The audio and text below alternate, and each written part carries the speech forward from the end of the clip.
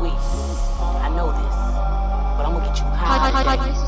Cause it's Friday, you ain't got no job, and you ain't got shit to do.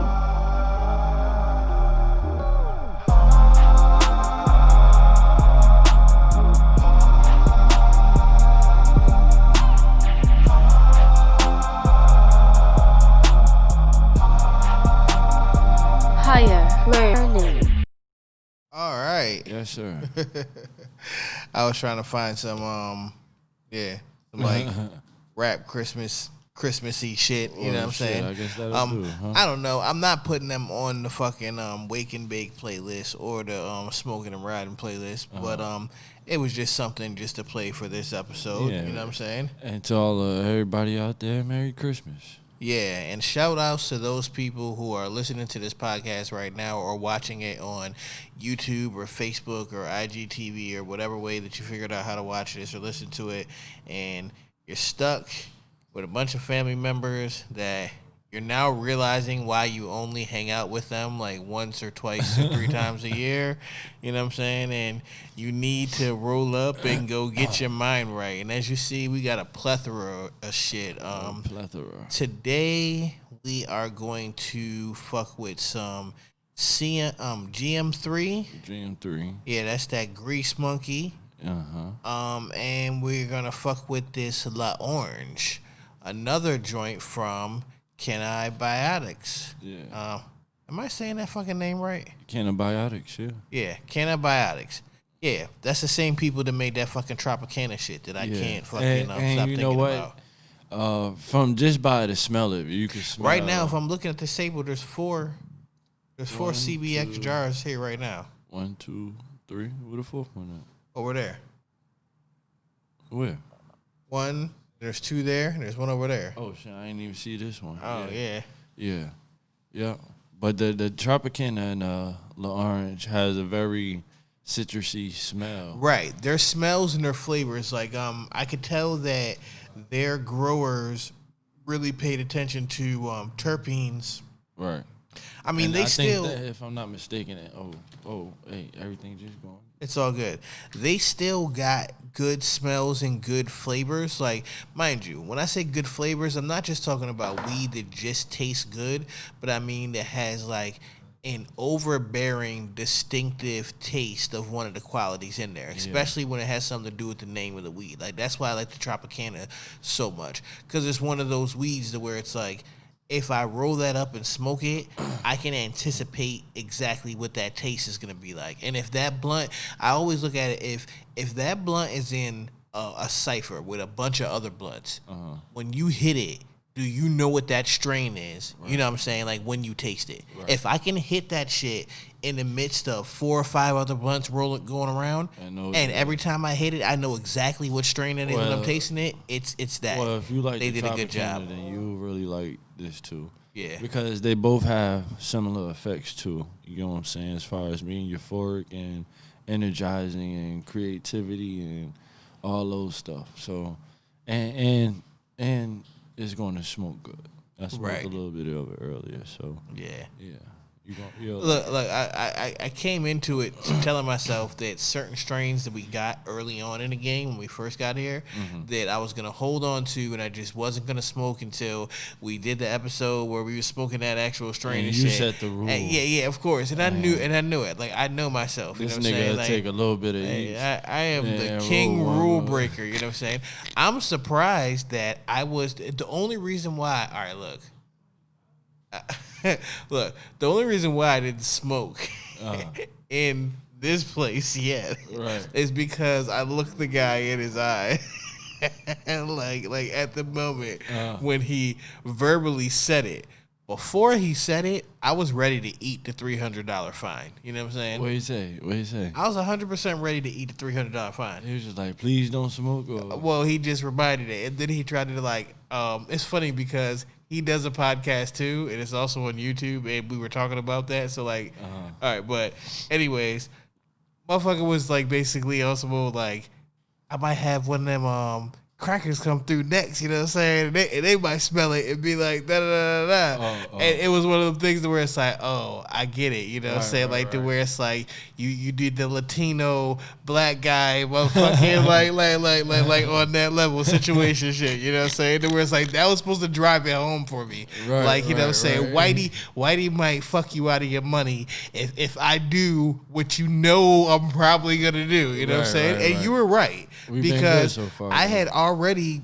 3 podcasts ago, you know what I'm saying, like on my regular shit, said, yeah, I was ready to eat the fine. Yeah. But then now it's not even about eating the fine, you know what I'm saying? Now it's just about, I feel as though this becomes a bigger problem for me later on down the line if I do it than if I don't. It's not even about the fine. Right. You know what I'm saying? It's not a bigger problem like scary problem, but a bigger problem because of like the network. Yeah. But I mean, it's not too uncomfortable. You got the balcony right there. You know what I'm saying? Yeah, so it's lit. Cool. Yeah.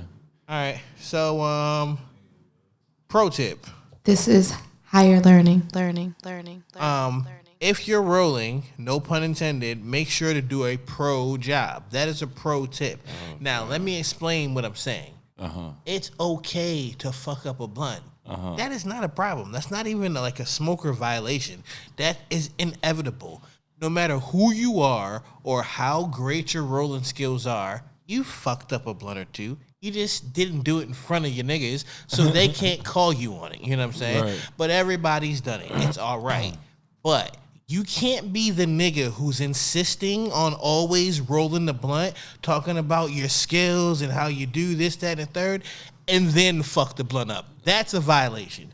Can't do that one. You know what I'm saying? So pro tip, if you're the one in the group that always wants to like insist on rolling the blunt because you're the best, then be the best. Right, you know what I'm saying? Don't say you're great unless you could be great. Am I allowed to say that without getting a trademark infringement?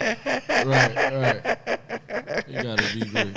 Listen, for discretion, people, I do not roll the backwoods very good. I'm still learning that process. Nah, this wasn't geared towards you because It's cool. I'll give you that because you're not this person because you know I be trying to get you to roll all the chocolates. You know what I'm saying? Like what? Had chocolate. Yeah, I got that.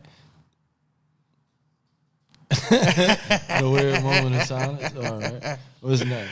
Yeah, because you can't find them out here. I ain't gonna lie, I thought about you earlier because when I was at the store, I did look because I stopped at 2 stores when I went to go get my haircut because Jay hooked me up with one of his people. Went to the barbershop, get my haircut. When I left from there, I went to 2 different stores. Could not find any chocolates. But here's the thing about it, Trey. I'm starting to realize that out here, like, even though they got backwoods, because backwood just became, like, the universal, like, everybody smokes those. Because there's one point in time where a lot of niggas didn't smoke backwoods, and I'm convinced it's because niggas didn't know how to roll backwoods. It's like, it's easy for niggas to reject. It's easy for niggas to reject some shit because it points out an inadequacy in they shit, you know what I'm saying? So it's like, nah, I'm going to just say I don't fuck with backwoods because I don't know how to roll a backwood, but I don't want to say I don't know how to roll a backwood, so I'm going to just say I don't fuck with backwoods, you know what I'm saying? Be like that. All right. But, yeah, niggas just don't fuck with chocolates anywhere else probably, yo, except for, like, Maryland and New York. And New York is because Maryland's a trickle-down place. So, like, shit trickles down from other places. There isn't much. I mean, I've lived in Maryland for most of my life, so I can say it. There isn't a lot of original, like, you know what I'm saying? Like I'm talking about, like, where it started from there. Like, the things that started from there, we could pinpoint it. Yeah, I got Baltimore club music. Listen, we're not even getting to all that shit. That was a joke. That was a shot. That was a shot. I mean, Jersey, we don't got shit. At him. Don't at me. KJ and Chill goes to my phone. So at his actual Instagram that he just started. Oh, yeah, people, I got an Instagram. Yeah, he's back on social media. At the real chill mode, that's me. I would give him claps, but I took the claps off because I'm changing the buttons right now and I'm trying to organize them so I don't have any chairs. So, damn. Oh, that's funny. I'm going to give me my semi-claps and my semi-cheers. All right, let's spotlight a couple more black-owned weed businesses. I like doing that on the last episode. Want to do it again. There's a company called 99th Floor. It's from an entrepreneur named Doug and his friend who's a chef named Miguel. Now, their situation is kind of cool. A little bit annoying because I feel as though that I want to get on this guest list, and it seems like it's hard to, because 99th Floor is like a rotating private edible cuisine experience to where you smoke weed and you eat like 5-star infused dishes. So you're talking about eating like Top Chef type food in a private dinner party situation, but it's invite only, and there isn't a readily like known location. Like I can't post a link for this shit. You know what I'm saying? Like you got to know somebody to get invited into this. But apparently all of the people who we know like in the entertainment or like, you know, upper echelon who are stoners and are, you know, we know that they smoke weed or whatever, have probably been to one of these dinner parties with Doug and Miguel. That's how they're making their money, because they're able to keep it super exclusive and only cater to a super high clientele of people who just basically want to eat good foods and get high while they're doing it. So that's cool. And it's a black-owned business. It's kind of like the idea of shit, like the way that I be looking at it, to where it's like, look, try to get the people who are closest to where the money runs from to feed money into the black-owned businesses, so it feeds more money into the black communities. You know what I'm saying? Like rather than exchange the same dollar around in a circle, you know what I'm saying? Like you got to infuse some money from another source. You see what I'm saying? Right. So it's like this is the perfect blueprint of that. I'm not saying you have to do it with weed. I'm not saying it has to be an exclusive club, but the mindset of infusing money from the wealthy, the 1%.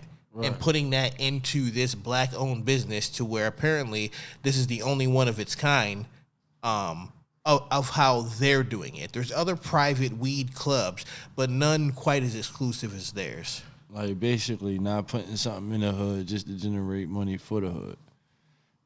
Well, I mean, like yeah. It's kind of like that. Basically what it's saying is that if this store, you got two businesses in the hood, right? One business is making money, but they need a certain supply, right? So they go to this other business, right? And buy that. And then this business needs a supply from them. So they're just exchanging money back and forth. What I'm saying is that recognize the need that you fill, and then find the other communities that haven't let our businesses in. Right. And fill their void, get their money, infuse it into here, and then we start exchanging it back and forth. That way it's not the same dollar going back and forth. Right. Like if I got to pay you for this and you pay me for this, we only made money at the time of the transaction. No one really increased their wealth. Right. But this is a whole nother conversation for some other shit. You gotta school them a little bit. Yeah, you know what I'm saying? So let's keep it moving with Stoner Confessions. Okay. All right. Because I got high. Go to the next. All right, so first and foremost, I'm going to have to figure out a different way that I get these Stoner Confessions, because a lot of them just come in through email and I just copy and paste them and plug them into episodes because I kind of want to be surprised to a point. It's hard to be surprised when you're also the producer of the show, but I don't read these ahead of time. And now as I'm looking at this again, this motherfucker's lying too. But we're going to read it anyways. Another cap this week? Yeah, but we're going to read it anyways. All right, well, maybe we could piggyback off of it. And read it was my 18th birthday. Had exactly 8 peeps over the casa. What? Yo said he had 8 peeps over the casa. Who is this? I don't know. This sound like what's cuz from what's that movie? What's that, Malibu's Most Wanted? No, not that one. With the three niggas that was doing Project X. Project X. Yeah, Okay. yeah, Yeah. The one Jewish kid. Yeah. You know what I'm saying? That sounds just like him. All right, go ahead. I shouldn't have said that, but it was, we probably smoked 9 joints and passed a bong around a dozen times. I was gone. We did karaoke without any music or microphones until my brother and his girlfriend came over at about 11:30. His girlfriend rolled a 2-foot-long blunt, and before I knew it, I fell asleep on my basement couch and told nobody to fuck with me. Woke up at 4 a.m. feeling shitty. My friends were crashed out except for my friend's girlfriend's best friend. And here's where the cap starts. Okay. She was like, oh gosh, someone's awake. And yo put it in quotation marks. Like to where it's like, I'm glad that you got your excitement or your pause, your laugh off, you know what I'm saying? Because you put them quotations so I would say it that way. But you put it that way because you knew you were about to start lying because this story was getting boring up until this point. She grabbed your hand, walked you over to the room. Then she said she had something for your birthday, then pulled out a spliff and got on her knees, and none of that happened. But at least you got what you wanted because I read it on the show. So let's piggyback from this. Shout outs to you, anonymous guy. Have you ever been in a situation to where a nigga was capping just to look cool, and you knew he was capping? Hell yeah! Like,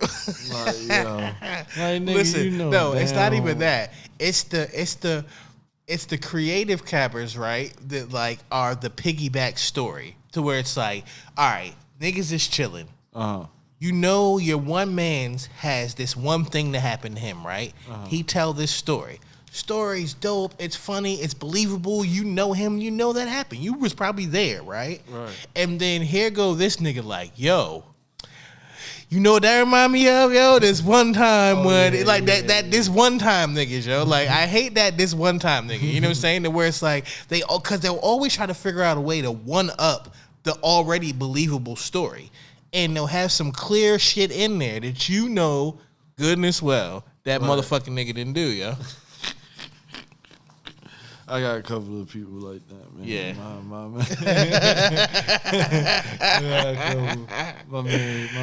man's. Fuck I ain't yeah. gonna say which one, but my man's definitely be putting the cap on the Sprite. You know what I'm saying? But I ain't saying that's my man's. You feel me? I love him. But Is Cap almost past his expiration date? yeah, I'm tired. I'm just about to say if it is, you know what I'm saying? You got the replacement? Yeah, Because I think this is the problem. There's a lot of words that niggas have wanted to retire for the longest time. but ain't a But replacement. when you don't have a good replacement, it's like you kind of shut the fuck up about it and then you roll with it. Like, have you ever said some shit that really annoys you when other people say it?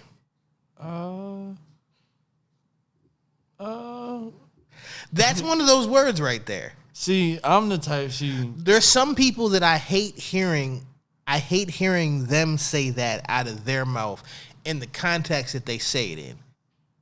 If I say it, I feel like it's okay because the context that I'm saying it in is different. But it's like some people that try to force the word in there. Like they try to force a slang word into like a statement where you really just didn't need it there. You know what I'm saying? It didn't improve the statement any. It just made it fucking awkward. But look, the funny is right. Say you mess with shorty, right?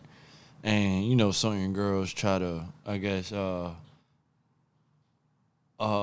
adapt a part of you, and you feel me? They want to use your language and the rub off. Yeah. So you feel me? They don't know how to use the word and be trying to use the word. You feel me? Like, that's funny. I find that funny. Like, girl, you know damn well you don't talk like that. She be like, what? I ain't say it right? No, you didn't say it right. Don't try to say it no more. You don't talk like that. This is higher learning. All right, so last week I introduced the that was like a real abrupt transition. I didn't even say nothing before, you know what I'm saying? But fuck it. I thought you were done, right? And then I hit the little button, and once the little "this is higher learning" thing happened, it was too late. It was over. I was committed, so I had to lean into it. All All right, so we started with the grow guide last week. I told you guys it's going to be 8 steps that we're going to lay out in these next couple episodes. So now we're at number 2, which is about choosing your cannabis grow lights. Now, the quality of the light in your room will be the number one environmental factor in quality and quantity of your yield. So it's a good idea to choose the best lighting setup that you can afford. Now, some of the breakdowns are going to be HID grow lights, high intensity discharge. Ooh. Lights are industry. Close. Huh? That was close. That was close? Yeah. You said HID? Oh, okay. Okay. That was close. Super inappropriate for this point. I just said that was close. All right, Jay the Great. You out, bro? Yeah. All right, hit my phone. All right, man. All right, see y'all later. Yeah. Oh, you on not hate that? All right. So high intensity HID lights, high intensity discharge lights are the industry standard. They're used for their combination of output, efficiency, and value. They're gonna cost more than some of the other lights, which are the incandescent and the fluorescent lights, but they give you more light per unit. So basically, the HID lights are the most powerful. They're going to get you closer to power of what's simulating the sun, because part of your grow cycle is going to be manipulating your plants to stick to a pretty predictable cycle based off of light hours and dark hours. You know what I'm saying? That's why I said that you need to plan your grow cycle around your living schedule, your work schedule, your life schedule. What time do you need to pick the kids up? What time do you usually hang out with your girl? What does she have going on every other Wednesday? You have to account for all these things, because your plant ain't trying to hear none of that shit. You know what I'm saying? Like, it's a certain amount of hours it needs light, a certain amount it needs dark, and these are the different lights that you use to light it up with. Fluorescent grow lights are using high output bulbs. They're very popular with most beginning hobby growers because they're cheaper to set up, you know what I'm saying, and they come in a single package, and they don't require a cooling system. That's the reason why the HID lights are also so expensive, because there's a cooling system that you're going to have to also invest in, because those lights get very hot. Like I said, that's going to be the closest thing to mimicking the processes of getting natural sunlight. But with that being said, those are very hot lights. You also have LED lights. LEDs have become popular for pretty much everything, so it's comparable to that. LED technology has also come out into lighting systems when it comes to people using these to grow their weed with. Now, one of the bigger drawbacks to this is that their cost is also very expensive. Well-designed fixtures can cost about 10 times to what a comparable HID setup would. So if you are really on the professional scale and you're really doing it up like that, yeah, fuck it. Get yourself a LED system, you know what I'm saying? Right. But just know that this is more expensive than the industry standard. It's just probably about to become the new industry standard. Right. Induction lamps are something that's hard to really get in touch with. I mean, they were invented in the 1800s. This is probably the most of the beginnings of growing weed. Induction growing lights were probably used. If you can get your hands on some induction lamps, then yes, it'll probably work very well for you, because it's hard to fuck it up. And just like most old shit, just like older cars and stuff like that, they were just built a different way. Right. But the problem is that you're going to have problems finding bulbs and everything else you're going to need for this. So I would suggest that people just go with the fluorescent lights.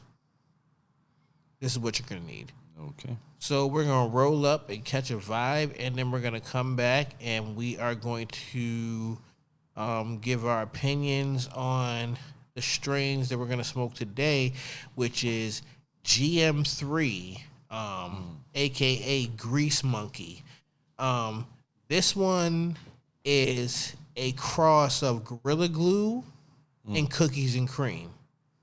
I've never had cookies and cream as a strain before. I've had another strain that it was crossed with, but never straight up. But it definitely, when I see the word Gorilla Glue, anytime I see Gorilla Glue involved in a strain name, I automatically know that it's gonna have me locked into the couch somewhere. So You was looking for a plate, right? No, I'm saying to warm them up. Nigga. My fault. oh no, there's paper plates right above on top of the refrigerator. Oh, never mind. Shit. All right.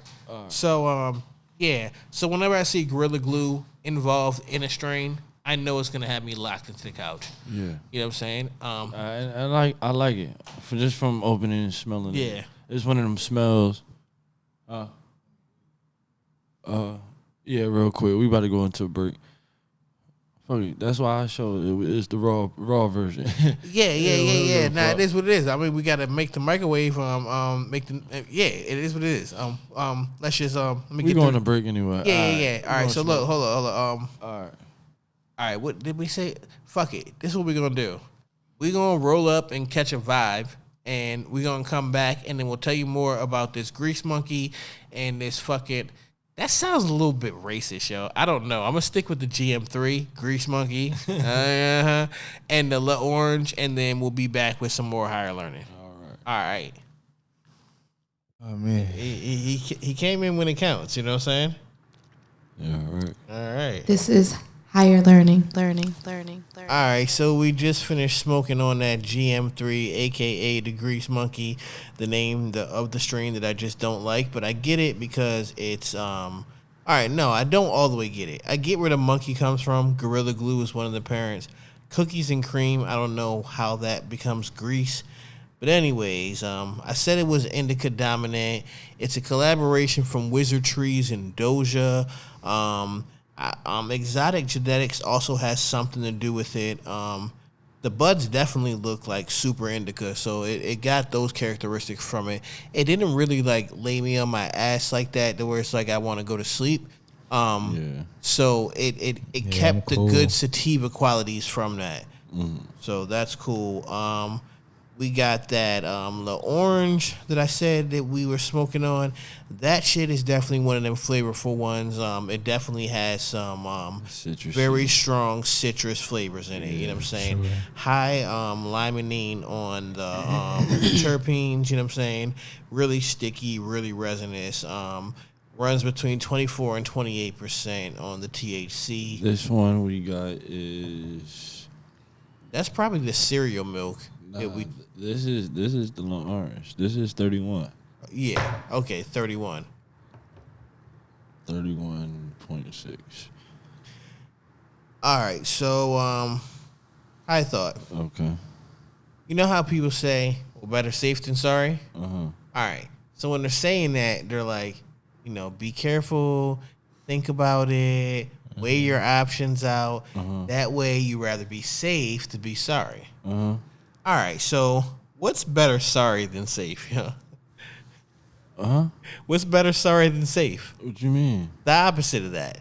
What's something that you should just jump into, you know what I'm saying, and just like... regardless. Yeah, regardless, you know what I'm saying? Pussy. I knew that was going to be your answer. You said jump into.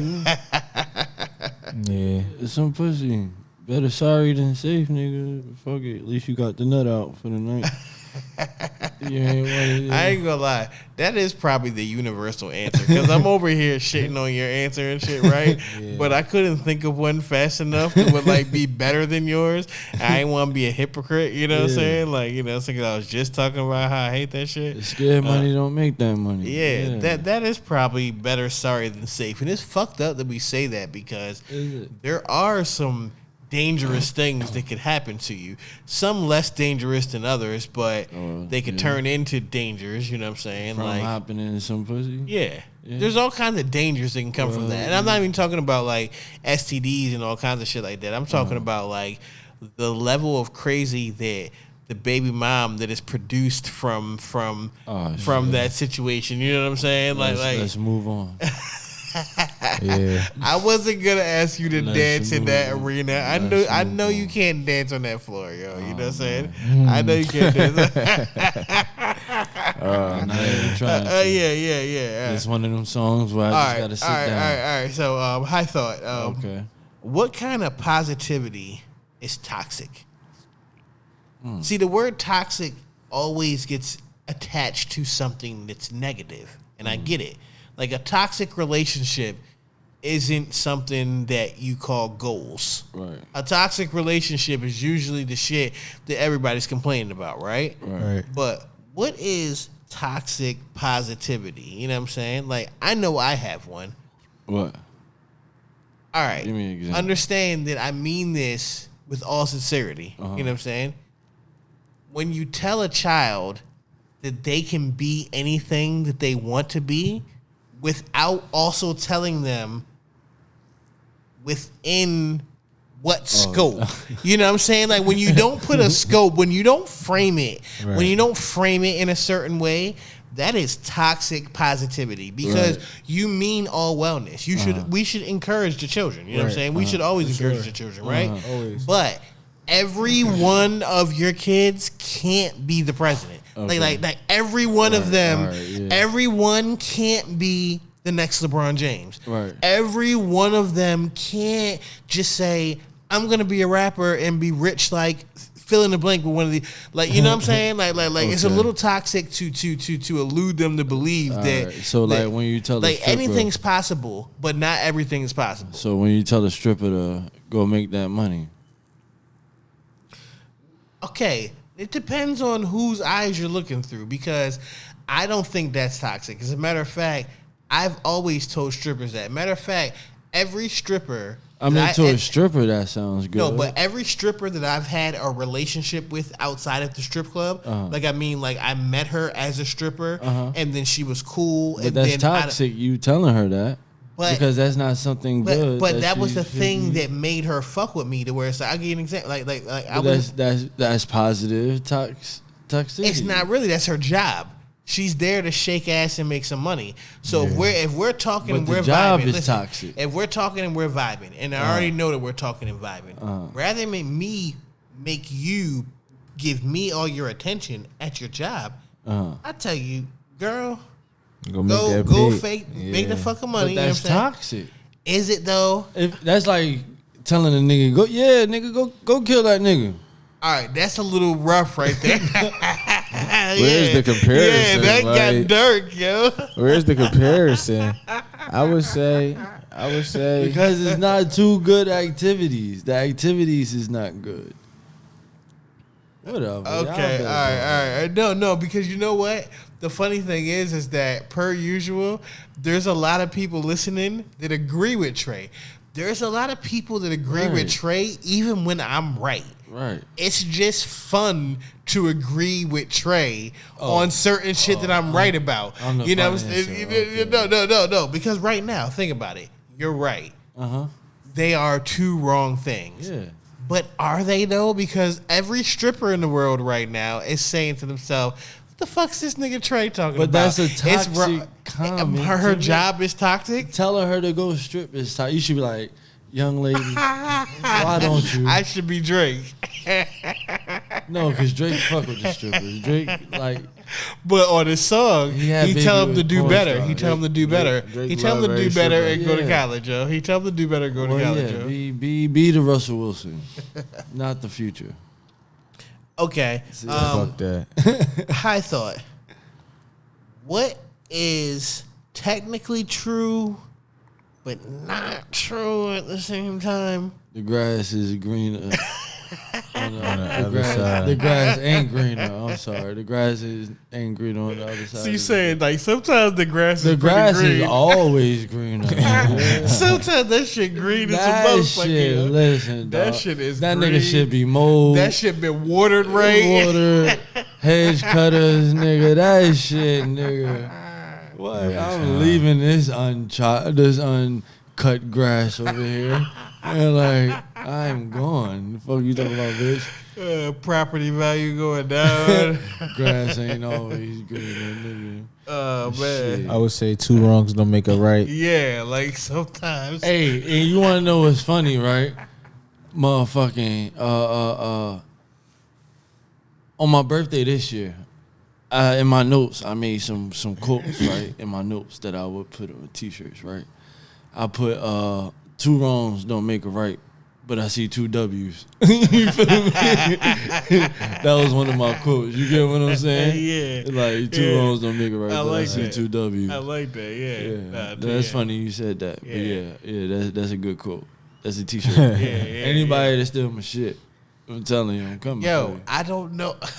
I'm telling you, I'm coming for you. Listen. Just know that publicly recorded, time-stamped, and all that shit, you know what I'm saying? I'm the friend that at least I've always told you that this is not going to be good. I mean, all right, put it like this.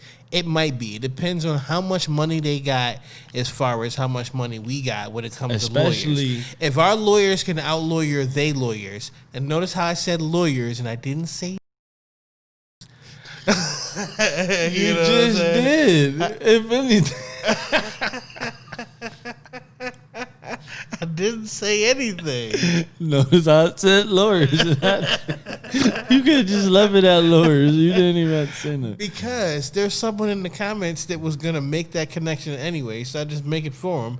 Right. That way they can know that I didn't mean it in any type of way. I wasn't just, you know what I'm saying? But it is what it is. You know what I'm talking about. They soundbited me. Like people have, people will listen to It's Not Just Me. And this is how I know niggas who be lying to me to say they listen to the show, because they'll only comment on the clip. So when people clip the clip, that makes it even worse. Like if I put a 1:30 clip out and you only listen to that real spicy 15 seconds and shit, right? You know what I'm saying? Then you don't even know what I really meant when I said that. You just know the flagrant shit I said. Well, you better and watch boom. what you say. You don't got no Because they're going to clip you like, your clip going to be like, I did. They gonna T-Baby like. You you just did it again. YouTube's gonna flag this video. I'm gonna have to re-upload it. They're gonna say it's. We got you better bleep it I out. should have thought this out before. All right, moving on. High thought. Okay. What is a unawkward way of asking the name of someone that you're supposed to know? You know how when you bump into somebody and you know that person. Hey, that just happened. No, you know that person. Here we go. I got this because I go through this a lot. I go through this way too much. All right. You feel me? This how you finesse that situation. All right. Yo, bro, da. You feel me? Let's say you talking to a nigga. Yo, what's your number again, yo? You get what I'm saying? You guide the conversation into a way where you would supposedly need this person's number. You feel me? All right, yeah, give him your joint. Tell him, yeah, just text me with your name. You feel me? So I got the spelling right. Yo, this nigga is slick, yo. You know what I'm saying? Right. Look, I knew this nigga was slick when he first pulled up, yo. Like when we first got here to LA and he first pulled up, I said, all right. I see what we doing here. You know Listen, what I'm saying? first of all, you know what I'm saying? the way we even met, right? So our little brother, like our families is like one big family. You feel me? Like, our moms is cool, our little brothers is cool. Yeah. And it's like we was the last piece of the puzzle, right? So it would be times where I'll come around, they be like, damn, you just missed Sam. Or he'll come around, like, damn, you just missed Trey. But when I got out there and the first time we chill, yo, I'm like, damn, this my nigga. You feel me? Like, this my man's already, yo. And yeah, it's been history ever since. But But me, I'm the type. This just happened to me. Definitely right? rolled up some gas, got fried. Yeah, real quick. That was like the first interaction.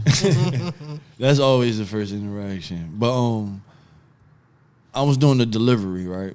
And I'm delivering, and I see a chick out the corner of my eye real quick, and I look. You feel me? I'm on the job, so I really don't. You feel me? Be on it. But then a nigga leaned up in the car. He's like, "Yo, bro, da da da." In my head, I'm like, "Damn, I know this nigga. I know this nigga. Like this face."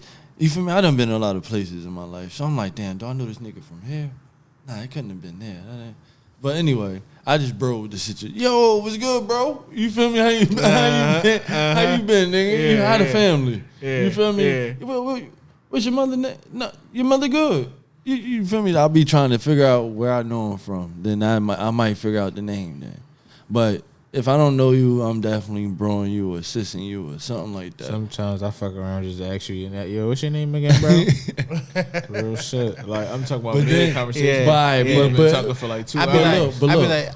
I know they used to call you around the way, but what's your name though? You know what I'm saying? That way, that you know what I'm saying? Like, but look, if you're on the flip side of that situation, right, and somebody asks you your name that you think is supposed to know your name, you feel me? Like, how would you feel? Like, I done been in that situation. I always try too. to think of what name should I be telling them, because what name do they know me by? Right? Because they approach sometimes to tell me, like some people still walk up to me to this day, right, and be like, "Yo, hey, yo, your name Menace, yo?" And I gotta think for a second, like, "Yo, hold up, where would you know me by the name Menace from?" Right. Because to know that name, you have to have known me from a certain